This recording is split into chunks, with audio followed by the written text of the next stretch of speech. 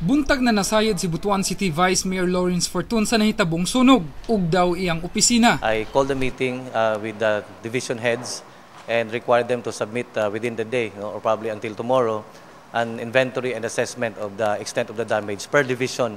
Then by Sunday morning, we would consolidate all reports and come up with a consolidated report as to the extent of the damage suffered by the Sangguniang.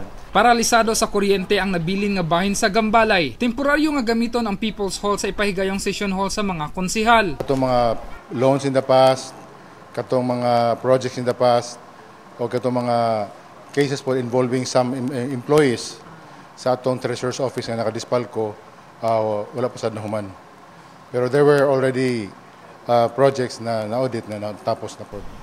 Og kay sa City Auditor's Office nagsugod ang kalayo, daghang dokumento ang nasunog lakip na sa liga ng mga barangay. Usa ka komite ang gitahasan ni Butuan Mayor Amante nga moimbestiga sa sunog. Himo ako kuan usa ka executive order to create a special committee to look into the cause of the fire, whether it's natural or man-made, no.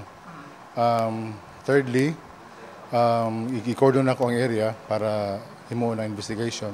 Ang sunog dugang kalbaryo sa siyudad sa Butuan nga gikan lang gihapak sa baha. Nanawagan si Mayor Amante nga magmakalmahon. Malanta, let's not point fingers at anyone.